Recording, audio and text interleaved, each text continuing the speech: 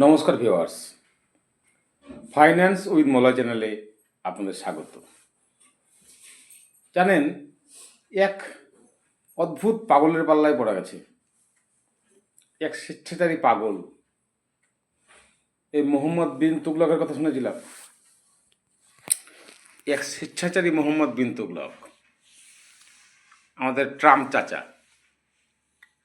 দেখুন, ও ঠিক করছে না ভুল করছে, ইন্টেনশন কী সেটা পরের কথা, কিন্তু পৃথিবীর সবথেকে বৃহত্তম যে অর্থনীতি, তার যিনি কর্ণধার, তার যিনি প্রেসিডেন্ট, তার কথার প্রভাব তো বিশ্ববাজারে পড়বেই, খুব স্বাভাবিক। দেখুন, আপনি আমি সকলে টাকা লাগিয়েছি মার্কেটে, ইনভেস্টিং করেছি, আমাদের এই অর্থ অনেক কষ্টের অর্থ। এবার যদি বিশ্ববাজারে একটা অনিশ্চয়তা তৈরি হয়, কখনো বলছেন গ্রিনল্যান্ডকে নিয়ে নেব, কখনো বলছেন যে এই দেশ আমার চাই, কখনো বলছেন আমি এর পরোয়া করি না, ন্যাটোর পরোয়া করি না, ন্যাটো আমাদের কী উপকার করে, আমি ন্যাটোকে টাকা দিয়েছি। আবার পরক্ষণে তিনি কী করছেন, 64টা অর্গানাইজেশন, ইন্টারন্যাশনাল অর্গানাইজেশন, যেখানে আমেরিকার একটা বিরাট বিরাট বিশেষ ভূমিকা আছে, সেখান থেকে আজকে বিবৃতি দিয়ে ওখান থেকে আমেরিকা সরে গেছে, বলছে এখানে আমাদের কোনো লাভ নেই, এখানে আমাদের কোনো প্রফিটে থাকবো না। আসলে চানটা কি? আমেরিকার শ্রেষ্ঠত্ব? সে শ্রেষ্ঠত্ব ভয় দেখিয়ে, দেখো আমি দাদা, আমি ইচ্ছে করলেই সব কিছু করতে পারি, এটা উনি চাইছেন? আসলে এই পশ্চিমী পশ্চিমী সাম্রাজ্যবাদ কায়েম করা, এটা পশ্চিমীদের চিরকালের অভ্যাস। অন্য কোনো দেশ, বিশেষ করে যদি উন্নয়নশীল দেশ হয় বা যারা উন্নত হওয়ার চেষ্টা করছে আপ্রাণ, তাদেরকে কোনো মতেই মাথা চালিয়ে উঠতে দেওয়া যাবে না।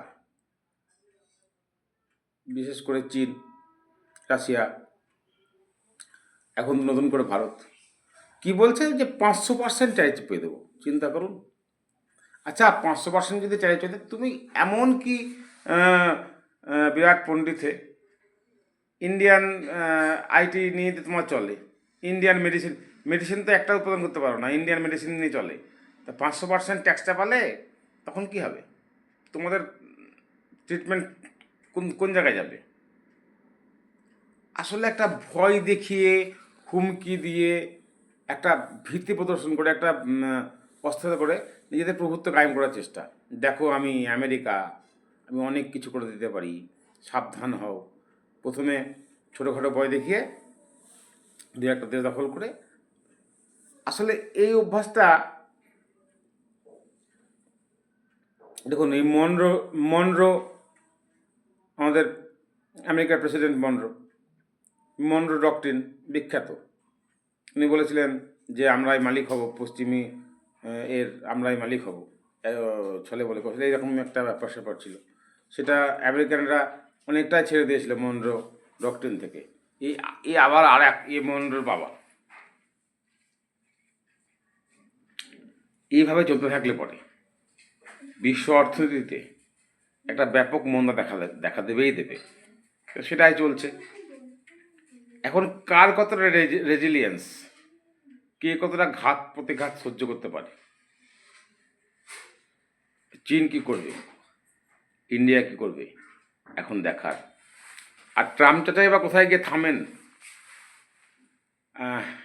এগুলো আসলে কি জানেন তো, এগুলো আমি বলছি উনি আরও করলেই ভালো। ডলারাইজেশন এর সূত্রপাত হচ্ছে, এটা বুঝুন। দ্বিতীয় বিশ্বযুদ্ধের পর থেকে জার্মানি জাপানিকে যুদ্ধ অপরাধী হিসেবে সাজিয়ে দিয়ে যুদ্ধাপরাধের হাজার হাজার কোটি টাকা তারা আত্মসাৎ করে ইংল্যান্ডকে বসিয়ে যে দাদাগিরি শুরু করেছিল, এই দাদাগিরি আজও চলছে।